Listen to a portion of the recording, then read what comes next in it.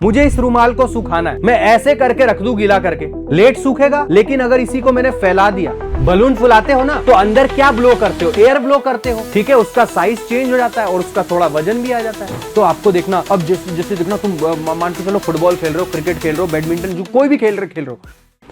जय श्री राम दोस्तों, मैं सतीश कुमार आपका स्वागत करता हूं रीस्टार्ट विथ मोशन चैनल पर। और आज हम स्टार्ट करने जा रहे हैं matter in our surrounding, one shot में कंप्लीट करेंगे।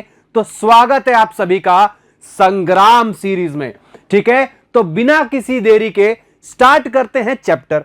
अब सबसे पहले चैप्टर में इंट्रोडक्शन है। सर मैटर होता क्या है? अरे जो भी तुम देख रहे हो ना अपने आसपास, anything that we are seeing around us is matter.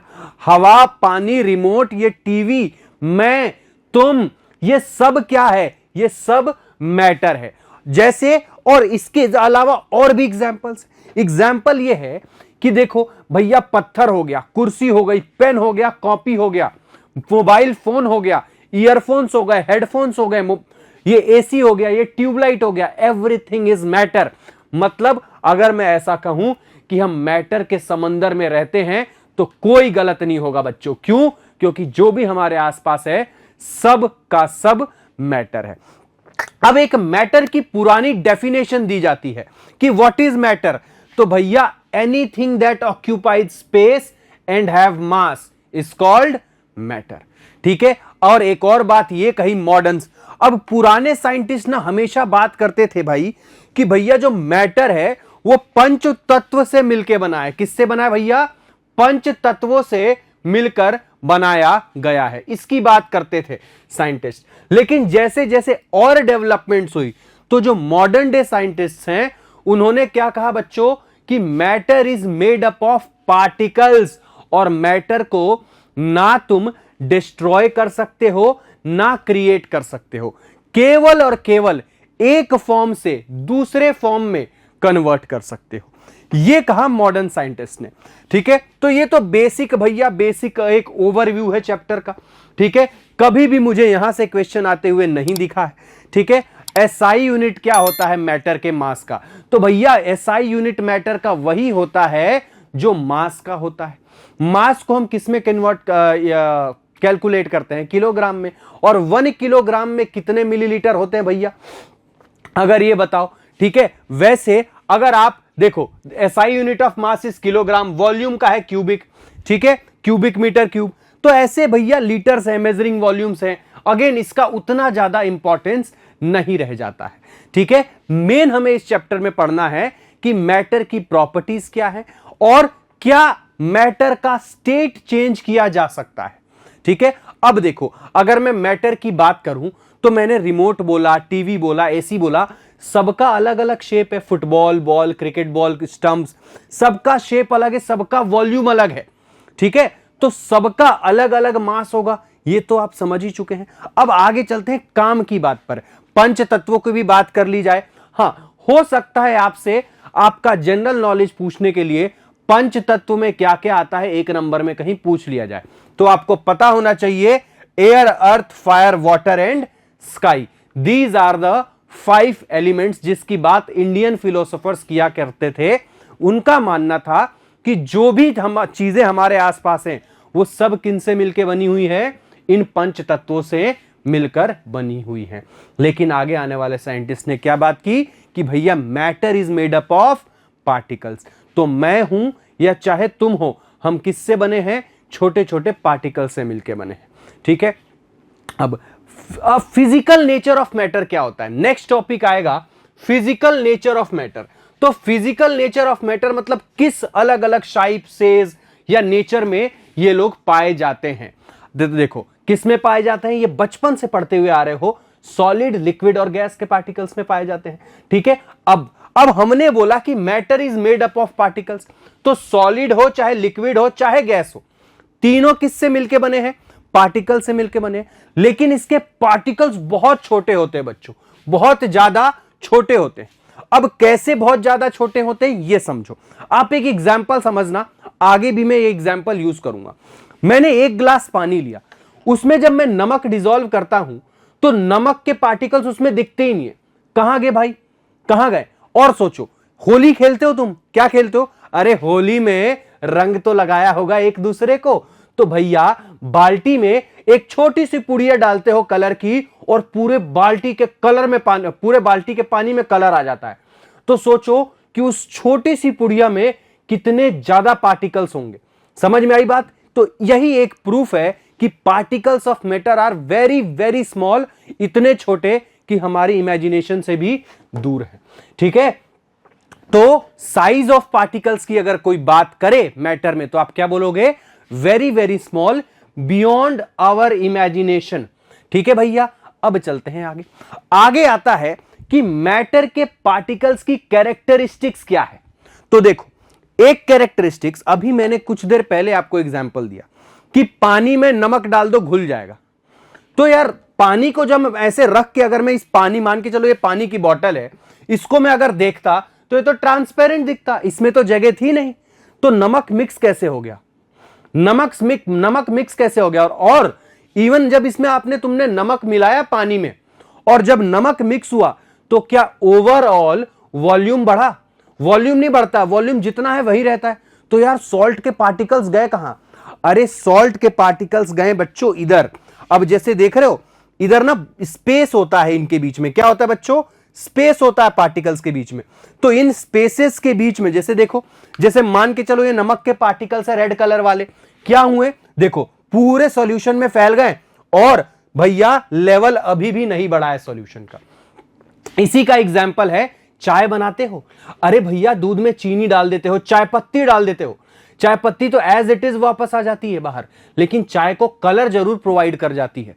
ठीक है, तो ये सब एग्जाम्पल है कि yes, matter have space between them, particles of matter have space between them. अब एक और एग्जाम्पल देखना है, तो ऐसे देखो, हमारे आसपास क्या है? हवा है, और हवा का मास है, आप कैसे प्रूफ करोगे? How will you prove that air have मास? अरे सिंपल सी बात है, अरे बर्थडे में बलून फुलाते हो, बलून फुलाते हो ना, तो अंदर क्या ब्लो करते हो? एयर ब्लो करते हो। ठीक है, उसका साइज चेंज हो जाता है और उसका थोड़ा वजन भी आ जाता है। It means yes, air has मास। और अगर ऐसे नहीं तो किसी तूफान में जाके खड़े हो जाना, हवा आएगी उड़ाकर ले जाएगी। ठीक है, तो एयर का भी मास होता है। दूसरा, मैटर के जो पार्टिकल्स हैं वो कॉन्टिन्यूअसली मोशन करते हैं। अब सर ये क्या बोल दिया? अरे कुछ नहीं बोला। अब मान के चलो ये बीकर है, इस पॉइंट पे तुमने ये ग्रीन कलर की इंक डाली, तुमने तो इस पॉइंट पे डाली थी ना, और तुम उसको स्टीयर नहीं कर रहे हो, घुला नहीं रहे हो। तुमने इस पॉइंट पे अगर इंक डाली, तुम देखोगे कुछ देर बाद पूरा का पूरा सॉल्यूशन ग्रीन कलर का हो जाएगा।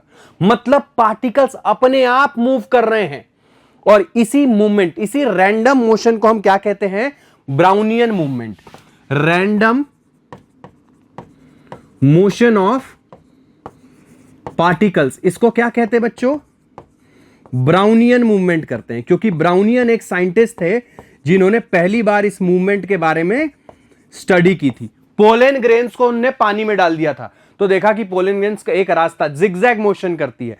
अगर आप बोलो कि किस रास्ते ट्रेवल करती है, what is the path of movement of particles, तो जिगजैग, ऐसे ऐसे ऐसे ऐसे ऐसे, कुछ भी रैंडम मोशन होता है। इसीलिए वर्ड क्या यूज किया हमने? रैंडम मोशन यूज किया वर्ड। ठीक है बच्चों, रैंडम मोशन वर्ड हमने यूज किया है। ठीक है, तो कुछ भी डायरेक्शन में वो मूव करते हैं। अब ऐसा तो है नहीं कि तुमने इंक यहां डाला बच्चों, तो पहले यहां का पानी ही पहले सीधा सीधा जाके स्ट्रेट लाइन में ट्रेवल करके पहले इतना पानी ग्रीन कलर का होगा, उसके बाद पूरा पानी ग्रीन होगा। ऐसा कुछ नहीं होता है, ऐसा कुछ नहीं होता है। अपने आप पूरा पानी ग्रीन हो जाता है, कहीं का भी कहीं से भी ग्रीन हो जाता है वो ऐसा। अब पार्टिकल्स मोशन क्यों करते हैं?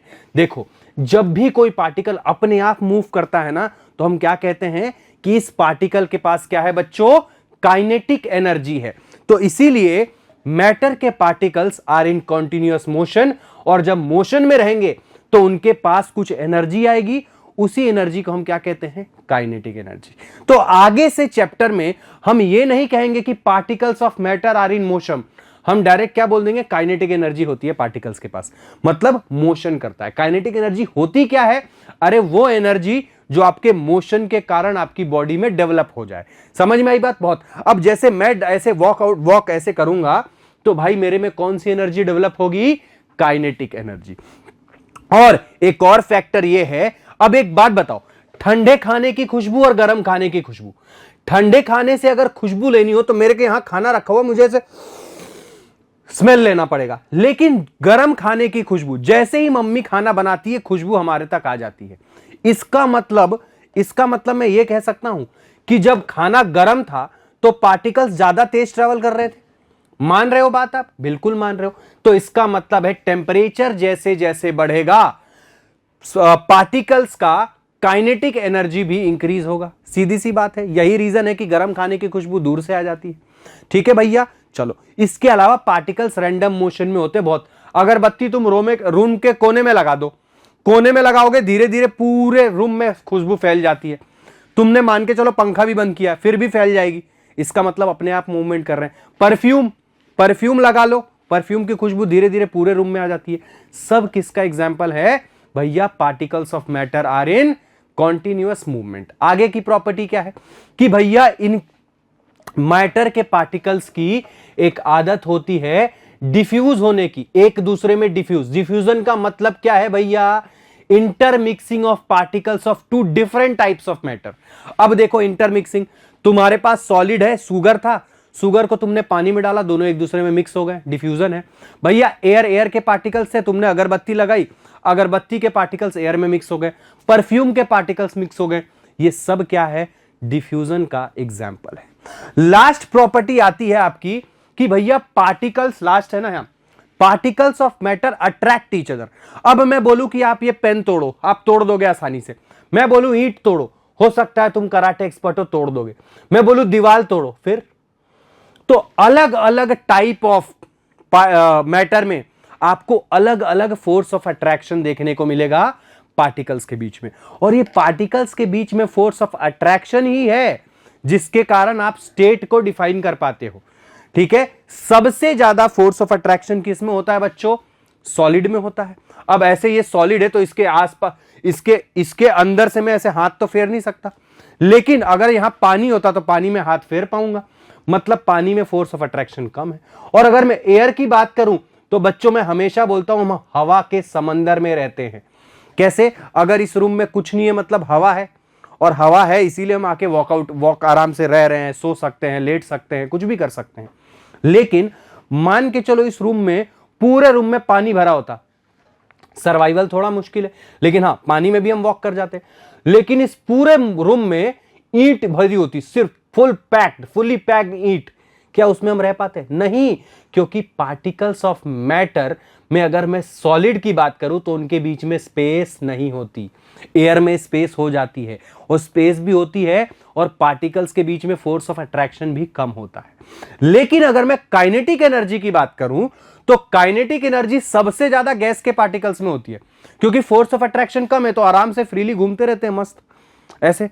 ट्रैवलिंग एजेंट नहीं होते हमारे भाई, कभी दिल्ली में है, एक तुम्हारा कोई एक दोस्त होगा, कभी दिल्ली घूमने चला गया, कभी कश्मीर चला गया।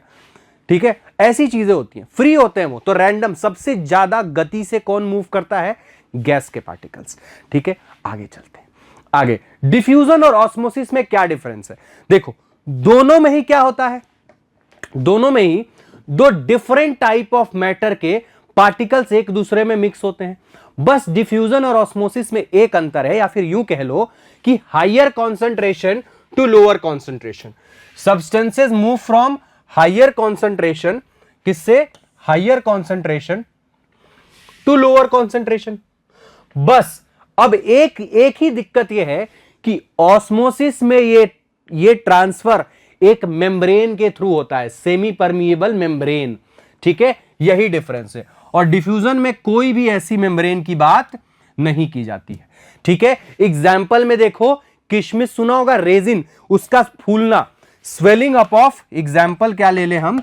एग्जाम्पल हम ले लेते हैं swelling up of resin when kept in water. When kept in water, पानी में रख दोगे भाई साहब तो क्या होगा?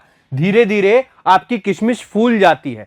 और ये ट्रांसफर कैसे हुआ? आउटर कवरिंग ऑफ किशमिश के थ्रू, तो वो सेमी परमिएबल मेम्ब्रेन का काम कर रही है। ठीक है, ये एग्जाम्पल हो गया। आगे चलते हैं, आगे क्या है, स्टेट्स ऑफ मैटर क्या है। तो देखो, फोर्स ऑफ अट्रैक्शन के बेसिस पे जो हमारे कैरेक्टरिस्टिक्स है ना, हमने कौन कौन से 3 मेन कैरेक्टरिस्टिक्स पढ़े कि particles have space between them, पहला। दूसरा, particles are continuously in motion, दूसरा। तीसरा, पार्टिकल्स अट्रैक्ट ईच अदर। इस तीन कैटेगरी, इन 3 कैरेक्टरिस्टिक्स के आधार पर मैटर को 3 स्टेट्स में डिवाइड किया गया। किसमें? Solid, liquid and gas. Solid, liquid and gas. ठीक है, अब सॉलिड में क्या होता है अगर मैं बात करूं, तो आओ हम इस टेबल को ही डिस्कस कर लेते हैं। अगर मैं सॉलिड की बात करूं तो ये वाला पॉइंट देखो, इंटर पर्टिकुलर स्पेस, ये वाला पॉइंट अगर आप देखोगे बच्चों, तो आपको भी पता है सॉलिड के पार्टिकल्स में स्पेस बहुत कम होती है। जैसे ही तुम लिक्विड में मूव करोगे, कंपैरेटिवली स्पेस इंक्रीज होगी। अरे तभी तो नमक डिसॉल्व हो जा रहा था और हम उसमें पानी में तैर क्यों पाते हैं? क्योंकि पार्टिकल्स के बीच में स्पेस है और फोर्स ऑफ अट्रैक्शन भी कम है। ये 2 रीजन है। तीसरा, गैस में तो भैया स्पेस ही स्पेस है। गैस में हम खड़े हैं, गैस में अगरबत्ती लगाओ, अगरबत्ती भी खड़े हो जाएगा। यहां पानी डालेंगे, पानी भी मिल जाएगा यहां पे। तो गैस में बहुत ज्यादा स्पेस है। अब फोर्स ऑफ अट्रैक्शन की बात कर लें तो सबसे मुश्किल से तो आप सॉलिड को पेनिट्रेट नहीं कर पाओगे। पेनिट्रेट करना मतलब अंदर हाथ नहीं घुसा पाओगे, सिंपल सी बात है, या तोड़ना बोल दो। तो सबसे ज्यादा फोर्स ऑफ अट्रैक्शन किस में होगा? सॉलिड में होगा, और उससे कम लिक्विड में। लिक्विड में भैया तुम हाथ डाल दोगे, लेकिन ऐसा थोड़ी है कि ऐसे पकड़ के चीर दोगे, आप हाथ से तो स्टेट चेंज कर नहीं पाओगे। तो लिक्विड में भी इनफ होता है फोर्स ऑफ अट्रैक्शन। सबसे कम किस में होता है? गैस में। सबको पता है गैस में बहुत कम फोर्स ऑफ अट्रैक्शन होता है। ठीक है, इसके अलावा मैं और किसकी बात कर सकता हूं? और बात देखो, काइनेटिक एनर्जी की बात। तो काइनेटिक एनर्जी की बात तो सॉलिड में तो बहुत कम, क्योंकि सॉलिड कॉम्पैक्टली पैक्ड होता है। कैसा पैक्ड होता है बच्चों? कॉम्पैक्टली पैक्ड होता है। अगर मैं ऐसा बनाऊं 3 स्ट्रक्चर, ठीक है, तो इसमें अगर मैं बनाऊं तो सॉलिड के पार्टिकल्स एकदम पास पास रहते हैं, तो स्पेस रहती नहीं है। और इनके बीच में अब खुद सोचो ना, लॉजिकल कितना है, कितना लॉजिकल है। अब इनके बीच में फोर्स ऑफ अट्रैक्शन ज्यादा है, तो क्या ये मूव कर पाएंगे? नहीं कर पाएंगे। हालांकि ये अपनी जगह पे वाइब्रेट करते रहते हैं, और लेकिन वो वाइब्रेशंस भी नेग्लेजिबल होती है। नेग्लेजिबल मतलब नजरअंदाज करने लायक, ना के बराबर। और लिक्विड में थोड़ा सा फोर्स ऑफ अट्रैक्शन कम हो जाता है, इसीलिए काइनेटिक एनर्जी बढ़ जाती है। ठीक है, कंपैरेटिवली इंक्रीज। लेकिन अगर गैस की बात करूं तो गैस के पार्टिकल्स में तो बहुत ज्यादा space, low force of attraction, इसीलिए काइनेटिक एनर्जी ज्यादा होती है। ठीक है, इसके बाद एक पॉइंट है इंटरमॉलिक्यूलर फोर्स। इंटरमॉलिक्यूलर फोर्स का मतलब है कि भैया कॉन्स्टिट्यूएंट पार्टिकल्स को होल्ड करके रखना। ऐसा तो नहीं है कि रखे रखे सॉलिड लिक्विड में कन्वर्ट हो जाएगा, नहीं होगा। ठीक है, अपने आप तो नहीं होगा, कुछ बाहर से एक्सटर्नल कंडीशन लगाई जाएगी। टेम्परेचर हो सकता है, प्रेशर हो सकता है, तब ही चेंज होगा। लिक्विड में भी देखो इससे कम होता है, लेकिन इतना स्ट्रांग होता है कि भैया बल्क में एग्जिस्ट कर सके, पानी पानी ही रहेगा। ठीक है, और भैया टेम्परेचर का बढ़ना इज एन एक्सटर्नल कंडीशन। लेकिन अगर मैं गैस की बात करूं तो गैस में अगेन फोर्स ऑफ अट्रैक्शन बहुत कम होता है, तो रैंडम मूवमेंट कर सकते हैं। और अरेंजमेंट को मैंने तुमको ऑलरेडी दिखा दिया, अरेंजमेंट वाला पॉइंट। टाइटली पैक्ड है, थोड़ा लूजली पैक्ड, और ये तो भैया पुअरली पैक्ड कह देंगे। ठीक है, पुअरली पैक्ड हम इसे कह देंगे। और यही रीजन है कि हम गैस को किसी भी कंटेनर में रखें, वो कंप्लीटली फिल कर देगा, और इसीलिए गैस का कोई शेप नहीं होता, फोर्स ही नहीं है उसके बीच में, शेप कहां से होगा? अगर मैं शेप की बात करूं तो सॉलिड्स का डिफाइंड शेप होता है, जैसे इस रिमोट का है। लिक्विड का होता है क्या? जहां डालोगे वैसा बन जाएगा। गैस का होता है क्या? बिल्कुल नहीं। इन दोनों का ही शेप डिफाइंड नहीं होता है। डेंसिटी की बात करूं, डेंसिटी क्या होता है? एक पर्टिकुलर एरिया पे कितना ज्यादा भार है, भार कितना ज्यादा है अगर एरिया डिफाइंड है तो। अब देखो ये तीनों का एरिया मान के चलो सेम है, सबसे ज्यादा भार कौन उठा रहा है? Obviously solid. सॉलिड के पार्टिकल्स ज्यादा हैं भाई साहब, है कि नहीं है? तो सबसे ज्यादा डेंसिटी किसकी? सॉलिड की, उससे कम लिक्विड की, और लिक्विड से कम गैस की। सिंपल सा पॉइंट है, डेंसिटी भी होगी। रिजिडिटी और फ्लूइडिटी, अरे रिजिडिटी का मतलब होता है जो फ्लो ना कर सके, बह ना सके, और अगर जो बह जाए उसको फ्लूइडिटी, और जो ना बहे वो रिजिडिटी। अब सॉलिड, सॉलिड यहां रखे रखे यहां आ जाएगा क्या? अपने आप नहीं आएगा, तो सॉलिड रिजिड होते हैं। लेकिन अगर पानी को मैं ऐसे ओपन में रख दूं तो पानी देखो धीरे धीरे फैल जाता है, ठीक है, तो पानी फ्लो करता है, गैस भी फ्लो करते हैं। इजी कॉम्प्लेक्स, इजी पॉइंट है। कॉम्प्रेसिबिलिटी, अब एक बात बताओ, कॉम्प्रेसिबिलिटी मतलब होता है दबाना, प्रेशर लगा के दबाओगे। एक बात बताओ, सॉलिड जो एकदम ऐसा पैक्ड है, इसको तुम दबा पाओगे? नहीं, जगह ही नहीं है तो दबा कहां से पाओगे? लेकिन इसमें जगह बढ़ जाती है भैया, कंप्रेसिबिलिटी लिक्विड में बढ़ जाती है, जगह बढ़ गई तो कंप्रेस कर पाओगे? नहीं कर पाओगे। ये माइक्रोस्कोपिक इमेजेस होती हैं, आपको लिक्विड में स्पेस नहीं दिखती, इतनी कम, देखो सॉलिड में तो होती नहीं है, बहुत माइनर। लिक्विड में कंपैरेटिवली इंक्रीज होगी, लेकिन इतनी इंक्रीज नहीं हो जाएगी कि तुम कंप्रेस कर सको।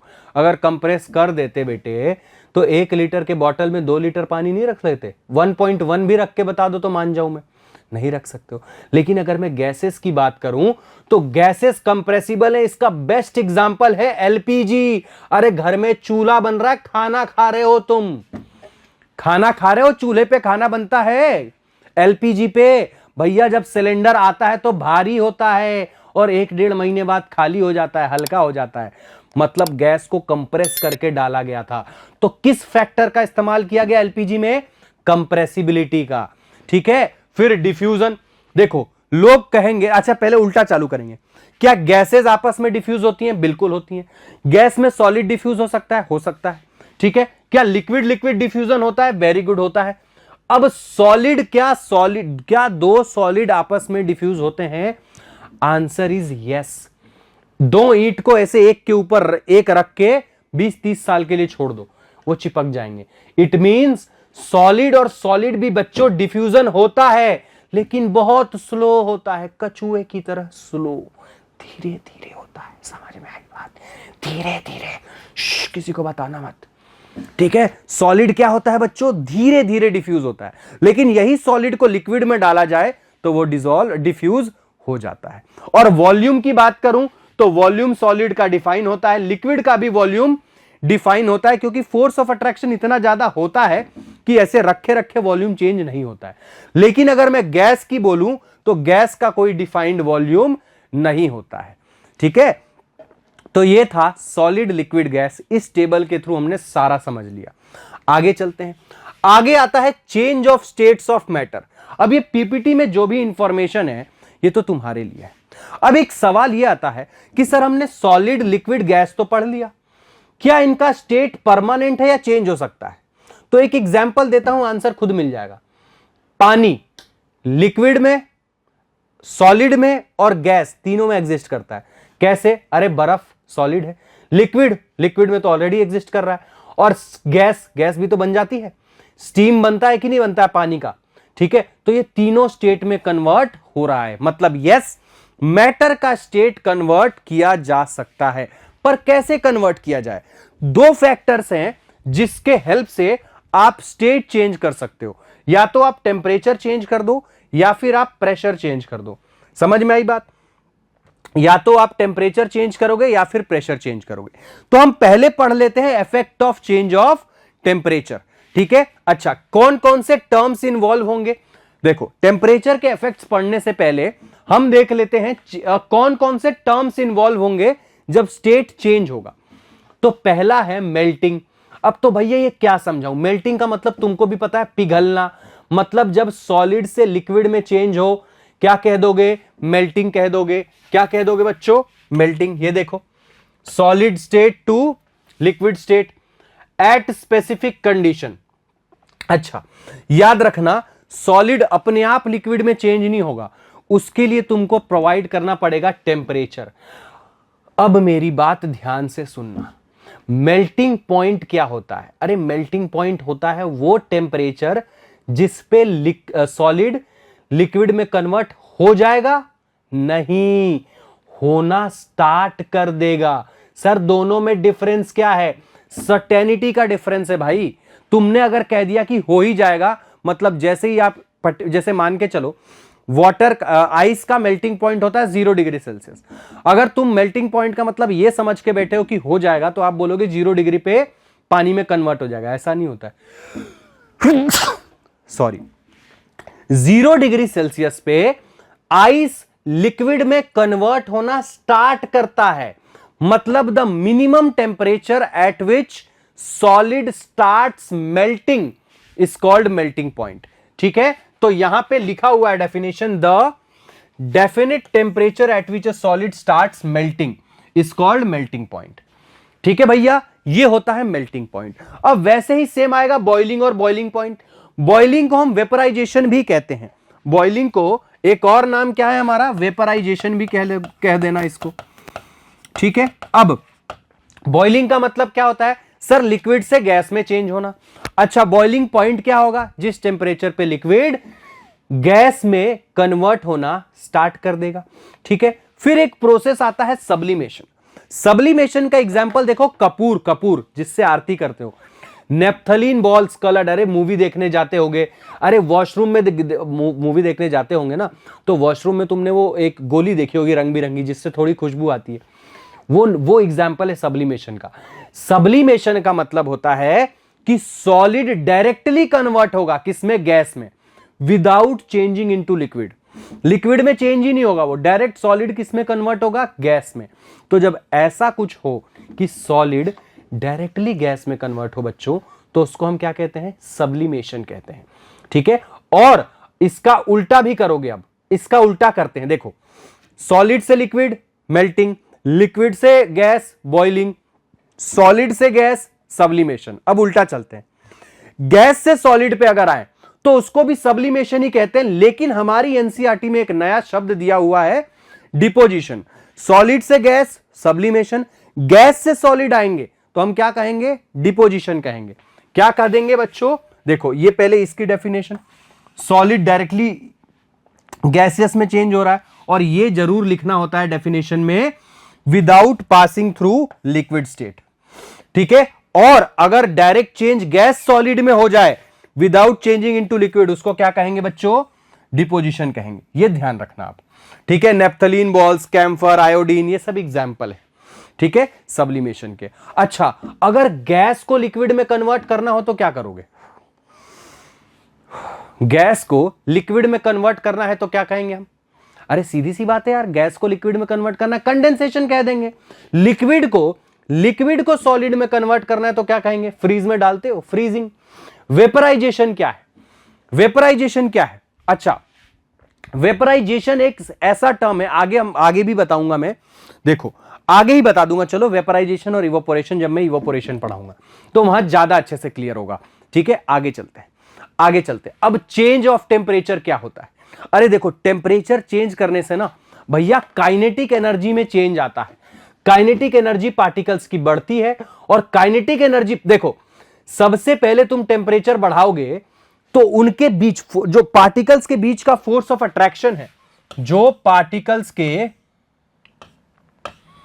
एक सेकेंड, जो पार्टिकल्स के बीच में ये फोर्स ऑफ अट्रैक्शन है ना, सबसे पहले टेम्परेचर के कारण इनका फोर्स ऑफ अट्रैक्शन कम होगा, और जैसे ही फोर्स ऑफ अट्रैक्शन कम होगा काइनेटिक एनर्जी बढ़ेगी, और जिसके कारण इनका फोर्स ऑफ अट्रैक्शन कम हो जाएगा और वो लिक्विड में कन्वर्ट हो जाएंगे। ठीक है, अब टेम्परेचर के इफेक्ट के कारण ही भैया अपने मैटर्स स्टेट चेंज कर लेते हैं।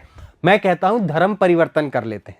ठीक है, जरा सा प्रेशर लगाया नहीं कि इनका टेम्परेचर ने प्रेशर गलत शब्द हो जाएगा, जरा सा भैया गर्मी लगी नहीं कि इन्होंने अपना स्टेट चेंज कर लिया। ठीक है, अब देखो यही चीज है कि भैया अगर तुम सॉलिड को टेम्परेचर बढ़ाओगे लिक्विड बढ़ गया, लिक्विड बन गया, लिक्विड को टेम्परेचर दोगे गैसियस बन गया। लेकिन अगर गैसियस से तुम टेम्परेचर कम कर दोगे तो गैस से सबसे पहले लिक्विड में कन्वर्ट होगा, थोड़ा और कूल कर दोगे तो लिक्विड से किस में कन्वर्ट हो जाएगा, सॉलिड में। तो जाते जाते अगर आपको आगे बढ़ना है तो हीट करो, और उल्टे चेंजेस के लिए कूल कर दो। सिंपल डायग्राम से खत्म हो गया टेम्परेचर। आगे चलते हैं, आगे अब ये देखो, ये पूरा चार्ट है, सॉलिड से लिक्विड मेल्टिंग, ये सब बहुत इजी चार्ट है, आप देख सकते हो, मैं हट जा रहा हूं। ठीक है, बहुत आसान चार्ट है, और ये चार्ट आपको याद होना चाहिए।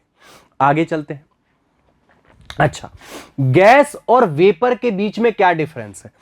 देखो, अब मैं ये भी बता दूं कि ये सारे डिफरेंसेस हमारी क्लास में ही देखने को मिलेंगे, क्योंकि बाकी लोग नहीं बताते और वन शॉट में तो बिल्कुल नहीं बताते, लेकिन मैं बता के जाऊंगा। गैस और वेपर में क्या डिफरेंस है?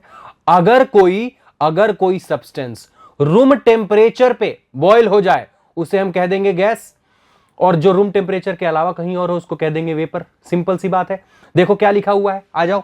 अ substance is said to be gas if it's boiling point is below room temperature. Oxygen, nitrogen, carbon dioxide. मतलब नॉर्मल, अगर देखो हम कहते हैं नेचुरल स्टेट क्या है सब्सटेंस का। नेचुरल स्टेट से मतलब होता है कि रूम टेम्परेचर पे उनका स्टेट क्या है।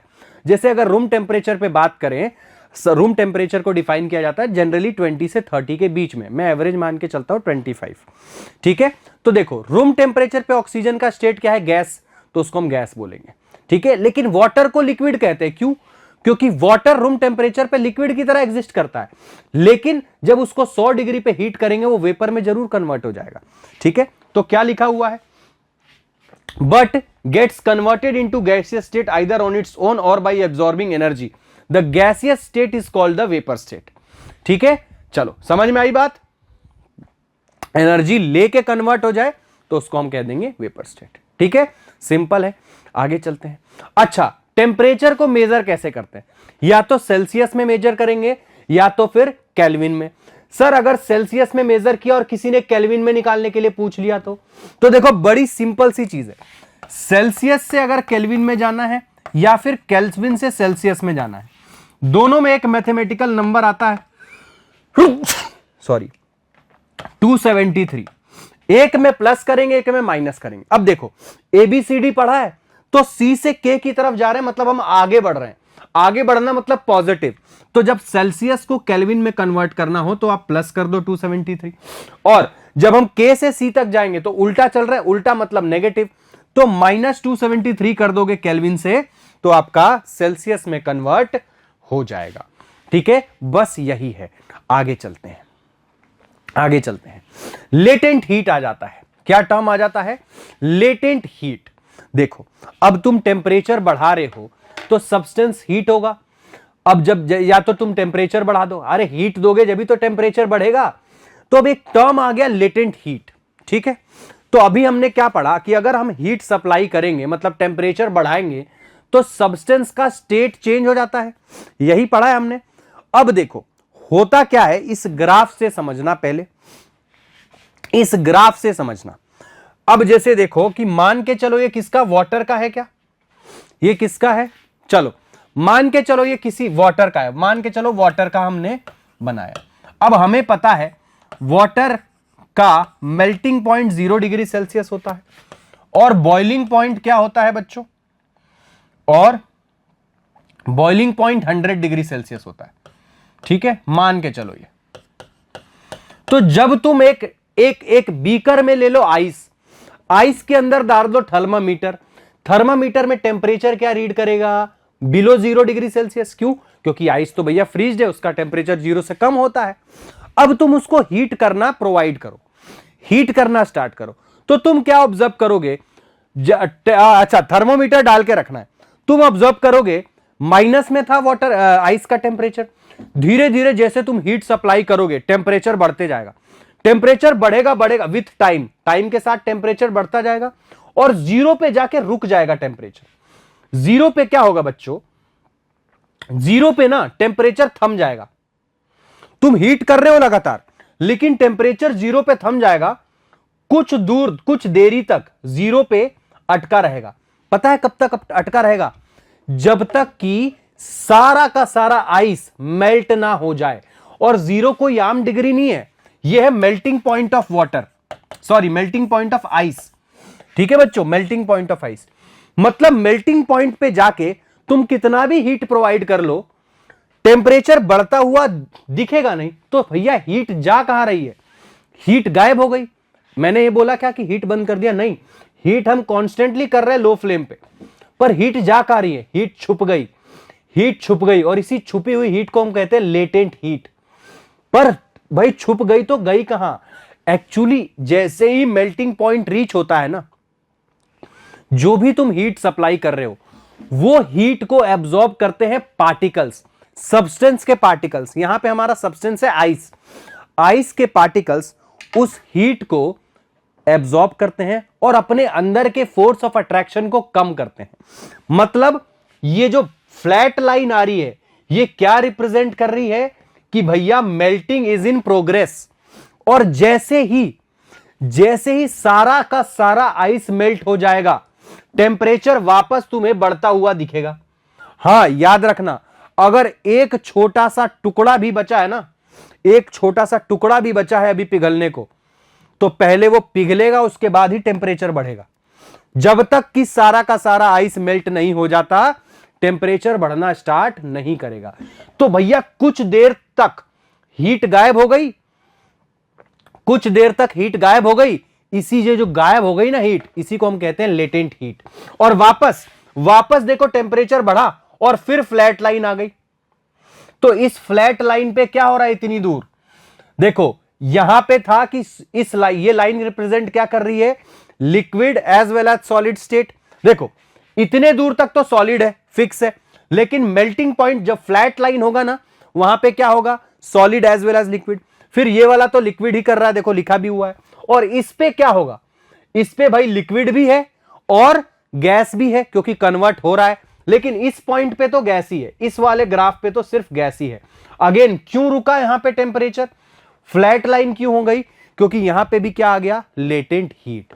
मतलब कि जब भी स्टेट चेंज होगा, जब भी कोई भी सॉलिड लिक्विड में चेंज हो जाए, चाहे लिक्विड से गैस में चेंज हो जाए, बिना लेटेंट हीट के चेंज नहीं होता है। और जब तक तुम हीट प्रोवाइड नहीं करोगे आपका स्टेट चेंज नहीं होगा। इसीलिए मैं कहता हूं एक कंपैरिजन करते हैं। अगर मैं कहूं कि आपके पास तीन चीजें ए, बी और सी, मैंने बोला आपके पास आइस के पार्टिकल्स हैं, आइस पार्टिकल्स हैं, ऐसा शॉर्ट में लिख रहा हूं। आपके पास वाटर के पार्टिकल्स हैं, वाटर के पार्टिकल्स हैं, और आपके पास गैस के पार्टिकल्स हैं या स्टीम के पार्टिकल्स हैं। ठीक है, किसके पास सबसे ज्यादा एनर्जी है, तो सबसे ज्यादा एनर्जी गैस के पार्टिकल्स के पास है। ठीक है, और सबसे कम एनर्जी आइस के पार्टिकल्स है। देखो आइस के पार्टिकल्स एनर्जी गेन करेंगे तभी तो लिक्विड में कन्वर्ट होंगे, और जब लिक्विड पार्टिकल्स को एनर्जी मिल जाएगी वो किस में कन्वर्ट हो जाएंगे, गैस पार्टिकल्स में। अब एनर्जी गेन करने के दो तरीके, या तो तुम प्रोवाइड कर दो बॉयल करके, यहां पे क्या करोगे, मेल्ट करके एनर्जी प्रोवाइड करोगे आप, या फिर लिक्विड से गैस में जाना है तो आप बॉयल करके प्रोवाइड करोगे, या फिर जब पानी का इवोपोरेशन, याद रखना जब हमारा वाटर लिक्विड से गैसियस स्टेट में चेंज हो बॉइलिंग पॉइंट के ऊपर, मतलब ये एक फिजिकल फेनोमेना है, मतलब मैन मेड फेनोमेना। तुम लैब में गए, अपने किचन में गए और 100 डिग्री तक पानी को हीट किया और पानी गैस में कन्वर्ट हो गया, तो इस प्रोसेस को कहेंगे वेपराइजेशन। पर नेचर में भी तो पानी है, वो अपने आप सूख जाता है, उसको तुम हीट करने तो नहीं गए। तो जब नेचर में मेल्टिंग बॉइलिंग पॉइंट से नीचे ही, अब एक बात बताओ, नेचर में क्या 100 डिग्री का टेम्परेचर है, नहीं, 40 डिग्री में तो हमारी हालत खराब हो जाती है, टेम्परेचर तो बहुत कम है। तो फिर पानी भैया गैस में कन्वर्ट कैसे हो जाता है, एनर्जी कहां से आती है। अभी सर ने बताया कि अगर वाटर को गैस में कन्वर्ट होना है तो उसको एनर्जी देनी पड़ेगी। अब नेचर में तो कोई एनर्जी दे नहीं रहा है, तो भैया यार इतना पानी सूखता कैसे है। इवोपोरेशन वो फिनोमेना है जिसमें लिक्विड गैस में कन्वर्ट हो जाता है बिलो इट्स बॉइलिंग पॉइंट। कैसे भैया, अपने आसपास के सराउंडिंग से एनर्जी खींच लेता है। जब हम इवोपोरेशन पढ़ेंगे तो एक एग्जांपल, बहुत सारे एग्जांपल है वैसे तो। अब जैसे देखो एग्जांपल एक है कि गर्मी के दिनों पे तुम छत पे पानी डालो, क्या टेम्परेचर ज्यादा कितना होगा, 50 से 60 डिग्री होगा। आपका जो सरफेस है उसका भी टेम्परेचर कितना होगा, 50 to 60 डिग्री सेल्सियस। 70 मान लो, अरे 80 मान लो, क्या दिक्कत है तो बॉइलिंग पॉइंट से कम ही। फिर भी पानी सूखता कैसे, पानी तो 100 डिग्री जाएगा जब भी बॉयल होगा। बॉइलिंग पॉइंट क्या होता है, temperature at which liquid starts boiling, मतलब 80 डिग्री पे तो स्टार्ट नहीं करेगा। लेकिन होता क्या है नेचर में, आसपास की जितनी भी हीट है ना उसको धीरे धीरे एब्जॉर्ब करता है। अब छत की सारी हीट का यूज करेगा। आपने पानी डाला था अभी 2 मिनट पहले, मैंने पानी डाला, छत के पास जितनी भी हीट है उसका इस्तेमाल करेगा। अब अगर छत की हीट उसने ले ली, किसने? पानी ने, तो उसके पास सफिशिएंट एनर्जी आ गई, तो वो किस में कन्वर्ट हो जाएगा? गैस में। अब देखो, अब अगर मैंने छत की एनर्जी ले ली तो छत के पास एनर्जी की कमी। अच्छा, छत से हमने क्या लिया था? हीट लिया था। तो अगर छत से मैंने हीट ले ली तो छत तो ठंडी हो जानी चाहिए, और होती भी है। तो हमेशा याद रखना, इवोपोरेशन कॉजेस कूलिंग। क्यों? आगे पूरा रिटर्न में है। Why evaporation causes cooling? क्योंकि भैया जो लिक्विड होता है वो अपने आसपास के सराउंडिंग से, हमेशा याद रखना, इवोपोरेशन हमेशा अपने आसपास के सराउंडिंग से ही हीट लेगा। ऐसा नहीं है कि पानी तुमने अपनी छत पर डाला, पड़ोसी के छत का हीट ले लिया उसने, नहीं। जिस भी सरफेस से कांटेक्ट में है वही से। मटके में पानी डालते हो, मटके में पानी ठंडा क्यों रहता है? इवोपोरेशन का कॉन्सेप्ट है। मटके में पोर्स होते हैं छोटे छोटे, उस पोर्स से पानी बाहर आ जाता है, बाहर आ जाएगा। अब मटके के अंदर, मटका भी तो गर्म हो रहा है गर्मी में, तो मटके के आसपास का और मटके के अंदर का टेम्परेचर, मटके के अंदर की एनर्जी वो ट्रैप करेगा और इवोपोरेट होते रहता है लगातार। और जैसे जैसे जितना ज्यादा इवोपोरेट होगा उतना ज्यादा अंदर पानी ठंडा रहेगा। सेम एग्जांपल कूलर का भी है। अरे कूलर में भी यही होता है। कूलर में क्या करते हो? वाटर कूलर में पानी से आपकी वॉल्स ऑफ कूलर जो रहती है उसमें घास लगे रहते हैं, आजकल हनी कॉम्ब लगा रहता है, वो गीला होता है और बाहर गर्मी है। और इसीलिए बेटा कूलर को हमेशा घर के बाहर रखना चाहिए, खिड़की पे रखना चाहिए, गेट के पास रखना चाहिए। क्यों? जितना ज्यादा गर्मी फील होगा कूलर को, उतना ज्यादा ठंडा वो आपको फील कराएगा। कैसे? देखो, वॉल्स इमेजिन करना, सोचना, मेंटल इमेजेस बनने चाहिए। कूलर में क्या हुआ, जब आप उसकी वॉल्स गीली हुई पानी से, तो कूलर के आसपास का टेम्परेचर, कूलर के अंदर का टेम्परेचर तो गर्म होगा गर्मी के कारण, तो वहां से सारा टेम्परेचर, सारी हीट एनर्जी एब्जॉर्ब करेगा। किस फॉर्म में? लेटेंट हीट के फॉर्म में। और पानी लगातार इवोपोरेट होते रहेगा, जिसके कारण कूलर के अंदर का टेम्परेचर धीरे धीरे डाउन जाएगा। एनर्जी लगातार यूज कर रहा है पानी, और इसके कारण कूलर फिर आपको ठंडी हवा देता है। एक काम करो, कूलर को बिना पानी की चला के देखो, मजाले ठंडी हवा दे दे गर्मी में, देगा ही नहीं। और जितनी ज्यादा गर्मी उतना ज्यादा ठंडा प्रोवाइड करेगा वो। सिंपल सी बात है। यही है इवोपोरेशन और वेपराइजेशन। वेपराइजेशन में मतलब याद रखना, वेपराइजेशन एक बल्क फेनोमेना है। बल्क फेनोमेना मतलब क्या हुआ, यही समझ लो। अरे बल्क फेनोमेना मतलब ये वाटर के पार्टिकल्स हैं। जब तुम यहां से हीट करोगे, ऐसे हीट करोगे, तो ये पानी, पूरा पानी एक साथ हीट हो रहा है। क्या नीचे का क्या ऊपर का पूरा पानी हीट हो रहा है। तो सारे पार्टिकल्स पार्टिसिपेट कर रहे हैं कन्वर्जन में, इसीलिए बल्क फेनोमेना। इवोपोरेशन को कहते हैं सरफेस फेनोमेना। क्यों सरफेस फेनोमेना इवोपोरेशन? क्योंकि पानी सबसे पहले जो ऊपर वाली लेयर है वही तो सराउंडिंग से एटमॉस्फेयर की हीट ले पाएगी, सराउंडिंग की हीट ले पाएगी। ठीक है, तो जैसे जैसे ऊपर की लेयर इवोपोरेट होगी, फिर उसके नीचे, फिर उसके नीचे, तो भैया सरफेस फिनोमेना है इवोपोरेशन। ठीक है, आई होप आपको इवोपोरेशन भी क्लियर हो गया होगा और वेपराइजेशन भी क्लियर हो गया होगा। तो बेटा याद रखना, कभी भी तुम्हारे को क्वेश्चन आ जाए ना पहले चैप्टर का कि यार तुमने ये डाला तो ठंडा क्यों हो गया, और तुमको दिख गया कि लिक्विड से गैस में कन्वर्ट हो रहा है, तो रीजन एक ही है, लेटेंट हीट। लेटेंट हीट कौन सा? अब लेटेंट हीट के दो टाइप हैं। जब सॉलिड लिक्विड में कन्वर्ट होता है और ग्राफ लेटेंट हीट आ रहा है, तो सॉलिड से लिक्विड के लिए हम वर्ड यूज करते हैं लेटेंट हीट ऑफ फ्यूजन। और जब लिक्विड से गैस में कन्वर्ट हो तो इसको हम क्या कह देते हैं? Latent heat of vaporisation. क्या कह देंगे? Latent heat of vaporisation. अब एक और दो एग्जांपल और देता हूं, दोनों में क्लियर हो जाएगा, लेटेंट हीट ऑफ फ्यूजन और लेटेंट हीट ऑफ वेपोराइजेशन। आपके लिए डेफिनेशन यहां लिखी हुई है, लेटेंट हीट ऑफ वेपोराइजेशन और लेटेंट हीट ऑफ फ्यूजन। और लेटेंट हीट हमने बहुत अच्छे से समझ लिया। तो एक बात हमेशा याद रखना कि जब भी स्टेट चेंज होगा बिना लेटेंट हीट के नहीं होगा। तो लेटेंट हीट ही है जिसके कारण temperature during conversion of state remains constant. Why? Due to latent heat. अगर सॉलिड से लिक्विड है तो latent heat of fusion, liquid से गैस है तो लेटेंट हीट ऑफ वेपोराइजेशन। अब एक सवाल आता है कि 0 डिग्री सेल्सियस का आपके पास बर्फ है और 0 डिग्री सेल्सियस का पानी है, कौन सा ज्यादा कूलिंग प्रोवाइड करेगा? मैंने अपने हाथ पे इस लेफ्ट हैंड पे मैंने 0 डिग्री सेल्सियस का पानी डाला, ये 0 डिग्री सेल्सियस का ही ठंडक फील करवाएगा। लेकिन अपने इस हाथ पे मैंने क्या करा, 0 डिग्री सेल्सियस का आइस रखा, तो मुझे इस हाथ में ज्यादा ठंडक फील होगी। पता है क्यों? क्योंकि देखो, मैंने क्या कहा कि जब भी स्टेट चेंज होगा लेटेंट हीट आएगा। अब जैसे ही तुम आइस को अपने हाथों पे रखोगे, आइस तुरंत मेल्ट होना स्टार्ट कर गया। अगर आइस मेल्ट हो रहा है, मतलब आइस के पार्टिकल्स ने कहीं ना कहीं से एनर्जी गेन की होगी, और एनर्जी हमेशा कहां से गेन होती है? जिस सरफेस से आप कांटेक्ट में हो। तो आइस किस सरफेस से कांटेक्ट में है? आपके स्किन से।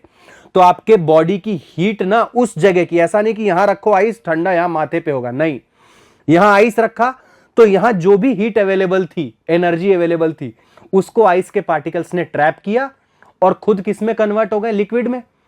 लिक्विड में कन्वर्ट हो गए। और यह बात तो तय है कि अगर सॉलिड से लिक्विड में गया है तो एनर्जी कहीं ना कहीं से लिया होगा। तो यहां से ले लिया, यहां से ले लिया, तो इसकी एनर्जी हो गई कम। तो भैया को हमको यहां ज्यादा ठंडक फील होगी, मोर देन 0 डिग्री सेल्सियस, मतलब माइनस में। ठीक है, this is the reason ice has cooling effect, water as ice has cooling effect.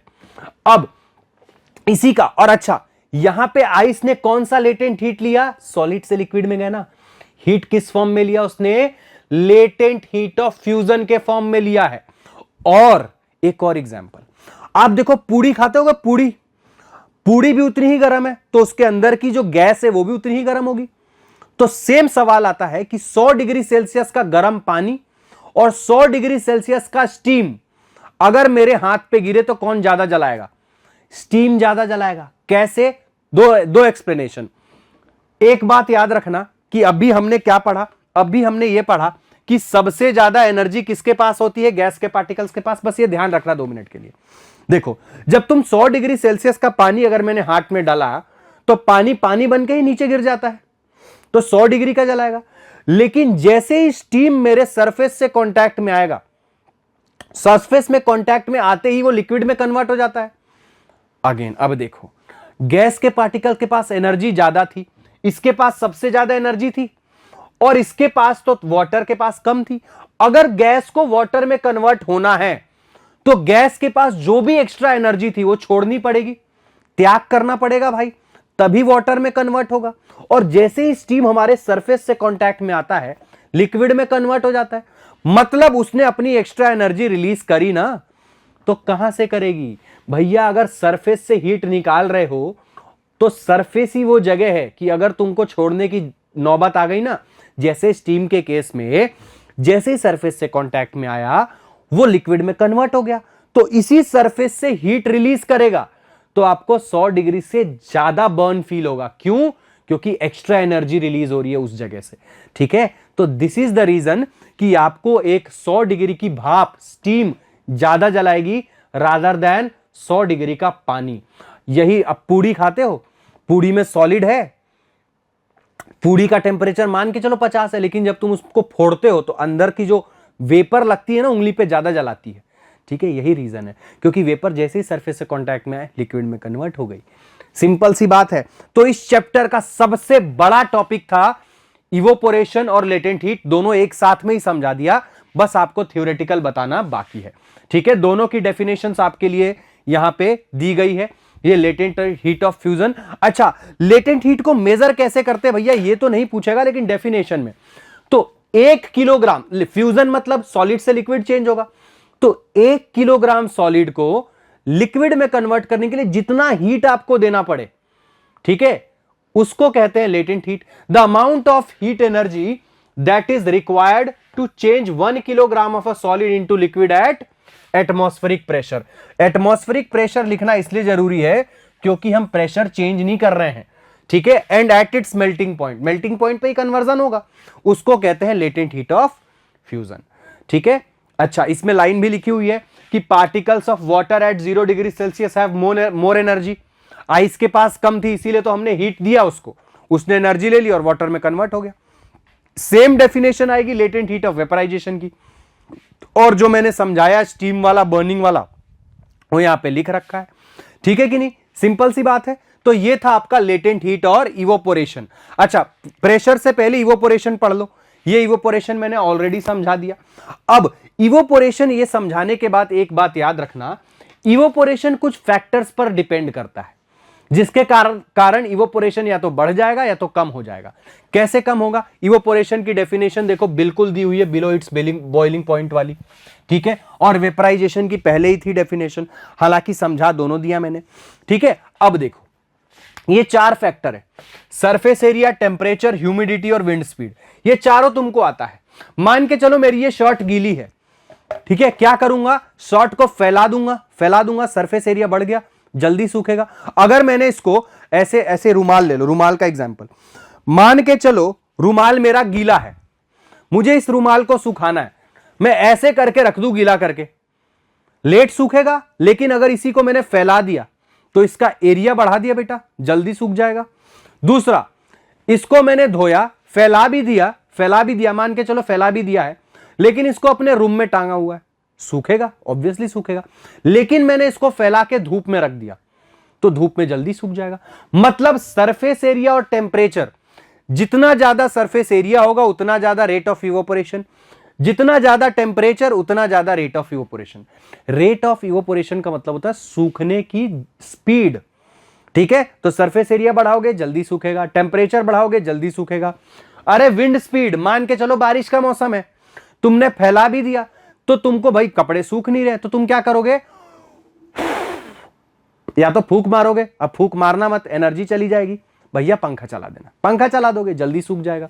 तो 3 ऐसे फैक्टर्स है जिसको बढ़ाने से रेट ऑफ इवोपोरेशन इंक्रीज हो गया।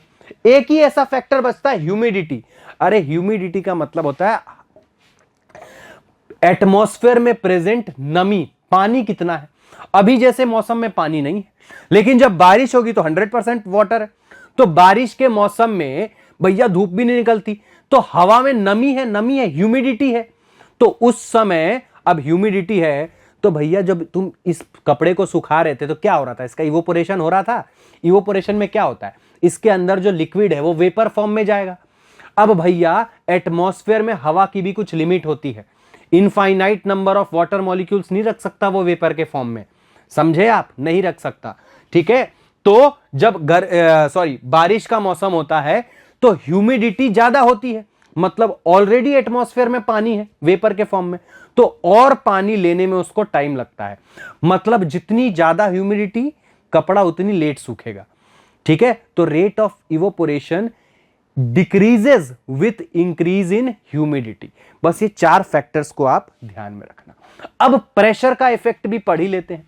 प्रेशर का इफेक्ट क्या होता है, तो जैसे टेम्परेचर बढ़ाने से स्टेट चेंज हो गया, वैसे ही अब गैस में देखो, एक एग्जांपल याद रखना, सॉलिड कार्बन डाइऑक्साइड। एक चीज होती है ड्राई आइस। ड्राई आइस किसे कहते हैं भैया, पानी को नहीं कहते हैं, सॉलिड CO2 को कहते हैं।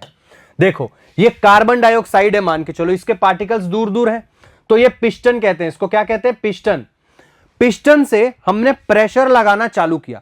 अब जैसे जैसे प्रेशर लगाएंगे बच्चों, पार्टिकल्स और पास आते जाएंगे। एक कंडीशन ऐसी आ जाएगी कि पार्टिकल्स बिल्कुल पास आ जाएंगे सॉलिड की तरह। तो जब पूरी तरह पास आ जाएंगे तो हमारी कार्बन डाइऑक्साइड गैस किसमें कन्वर्ट हो गई, सॉलिड में। लेकिन कंडीशन क्या है कि ये प्रेशर अप्लाई करके रखना है। जैसे ही प्रेशर रिलीज करेंगे ये पार्टिकल्स वापस आ जाएंगे अपने नेचुरल स्टेट में। इसीलिए याद रखना भैया, ड्राई आइस सॉलिड होता है, लेकिन under a certain specific condition pressure apply करना चाहिए, प्रेशर अप्लाइड होना चाहिए। अब इसीलिए शादियों में दूल्हे दुल्हन की एंट्री देखी होगी आपने, धुआं निकालते हैं, कुछ नहीं होता है भैया। गर्म पानी से टेम्परेचर और ज्यादा हो गया, ठीक है। गर्म पानी में ड्राई आइस की क्यूब्स डाल दी उन्होंने। अब देखो क्या उस समय जब मटके पे किसी ने उतना प्रेशर लगा रखा है जितने प्रेशर पे कार्बन डाइऑक्साइड सॉलिड में कन्वर्ट हुआ, नहीं। अब मैं एक ड्राई आइस का टुकड़ा ना, हाथ पे मत रखना, चिपक जाता है वो, ठीक है, डिफ्यूजर। अब मैंने यहां पे एक ड्राई आइस का टुकड़ा रख दिया, क्या उस पे उतना प्रेशर लग रहा है जितने पे वो सॉलिड कन्वर्ट हुआ था, नहीं। ये तो नॉर्मल कंडीशन है, और नॉर्मल कंडीशन में CO2 का नेचर क्या होता है, गैसियस का, तो अपने नेचुरल स्टेट में वापस आ जाता है। धुआं फेंकने लग जाता है व्हाइट कलर का, और कुछ देर में वो व्हाइट कलर पूरे एटमॉस्फेयर में फैल जाता है। इसीलिए याद रखना, अगर तुम प्रेशर चेंज करोगे तो भी सब्सटेंस का नेचर या स्टेट चेंज हो जाता है। यहां पे लिखा भी हुआ है, can also be changed by changing the pressure. ठीक है, समझ में आई बात। और जैसा मैंने बताया, an increase in pressure brings the particles closer. ये देखो, जैसे जैसे प्रेशर बढ़ा रहे हो पार्टिकल्स पास आते जा रहे हैं, सिंपल है। ठीक है, अब तुमको पता है तुम गैस को लिक्विफाई कैसे कर सकते हो? गैस को लिक्विफाई करने का तरीका है टेम्परेचर कम कर दो, और प्रेशर बढ़ा दो, तो गैस क्या हो जाती है? लिक्विफाई। ये पूछा जाता है, when high pressure applied to a gas and its temperature is reduced, the gas is converted to a liquid, that is the gas is liquefied, ठीक है। तो भैया हम ऐसा कह सकते हैं कि प्रेशर और टेम्परेचर मैटर के स्टेट को डिटरमाइन करने में हेल्प करते हैं। टेम्परेचर और प्रेशर डिसाइड करेगा कि भैया सब्सटेंस सॉलिड है, लिक्विड है या गैस है। ठीक है, तो इन दोनों को चेंज करके हम स्टेट ऑफ मैटर चेंज कर सकते हैं। ठीक है, समझ में आई बात। और वो unit, the pressure exerted by a gas is measured in atmospheric unit. Atmospheric pressure कहते हैं, जो गैस पे प्रेशर एक्सर्ट होता है ना, उसको क्या कहते हैं? Atmospheric unit. ठीक है, एटमॉस्फेयर में जो एयर, जैसे अभी जो एयर मुझ पे प्रेशर लगा रहा है ना मेरे ऊपर यहां पे, उसको कहेंगे एटमॉस्फेरिक प्रेशर। वो जो फील नहीं होता है, लेकिन अगर मैं ऐसे दबाऊं अपना सर तो फील हो रहा है प्रेशर यहां पे। ठीक है, that is not atmospheric pressure. Atmospheric pressure मतलब हवा किसी सब्सटेंस के ऊपर कितना प्रेशर लगा रहा है। ठीक है, चलो। और नॉर्मल लेवल पर हम एटमॉस्फेरिक प्रेशर को 1 atm मान के चलते हैं, 1 atm। ठीक है, और 1 एटमॉस्फेरिक प्रेशर किसके बराबर होता है? 101 इंटू 10 की पावर 5 पास्कल। पास्कल क्या है सर? पास्कल एक साइंटिस्ट थे जिन्होंने प्रेशर की यूनिट की, जिनके नाम पे प्रेशर का यूनिट रखा गया है। ठीक है, pascal is nothing but another unit of atmospheric pressure. ठीक है, चलो, ये था effect of change of pressure. Evaporation हम ऑलरेडी पढ़ चुके हैं। इवोपोरेशन के कुछ एग्जांपल्स देख लेते हैं कि अब जैसे देखो, ice cold water is kept in a glass tumbler for some time, water droplets are observed on its surface।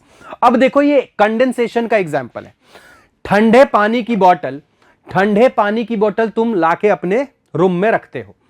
अब रूम का टेम्परेचर तो फ्रिज जितना है नहीं, रूम का टेम्परेचर ज्यादा है, और उस रूम में अच्छा, ये एक्सपेरिमेंट प्रूफ करता है कि yes, water vapour is present in your room. कैसे प्रूफ करोगे? फ्रिज से एक बोतल पानी लिया और अपने रूम में रख दो। कुछ देर में आप देखोगे उसके ऊपर वाटर ड्रॉपलेट्स आ जाते हैं। कैसे वाटर ड्रॉपलेट्स आ गए? तो जो एटमॉस्फेयर में, जो तुम्हारे रूम के एटमॉस्फेयर में वाटर वेपर प्रेजेंट है ना, उनको एक ठंडा टेम्परेचर मिल गया, और उस टेम्परेचर पे वो वेपर लिक्विड फॉर्म में एग्जिस्ट करते हैं। तो उसके आसपास, बॉटल के आसपास जितने भी वाटर वेपर होंगे ना, वो कहां हो जाते हैं? वाटर के आउटर सरफेस पे कंडेंस हो जाते हैं। ठीक है, और and it shows condensation, it shows presence of water vapour in air. आप ऐसे प्रूफ कर सकते हो। अगर आपसे कोई पूछे कि हवा में वाटर वेपर फॉर्म में होते हैं, प्रूफ करो, तो फ्रिज से पानी उठा के रख देना। ठीक है, वही यहां पे लिखा हुआ है, वर्ड यूज किया गया है, कंडेंस। क्यों हुआ? क्योंकि वाटर बॉटल के आसपास का टेम्परेचर भी ठंडा हो जाएगा, क्योंकि वो ठंडे टेम्परेचर से आ रहा है। सिंपल सा लॉजिक। आगे क्या है? आगे एक और एग्जांपल है कि cotton clothes are used to wear during summer season. गर्मी के दिनों में हम कॉटन क्लॉथ्स क्यों पहनते हैं? देखो, 2 रीजन है। कॉटन क्लॉथ्स में पोर्स होते हैं, पोर्स। अब जब तुमको पसीना आता है तो वो पोर्स इजीली उसको एब्जॉर्ब कर लेते हैं, और जैसे ही हल्की सी भी हवा चलती है तो वो इवोपोरेट होंगे। कौन? आपका पसीना इवोपोरेट होगा।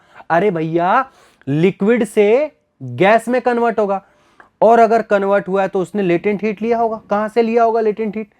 कहां? यहीं से लेगा, आपके सरफेस से लेगा, आपकी बॉडी से लेगा। ठीक है, क्योंकि आपकी बॉडी से कांटेक्ट में है पसीना।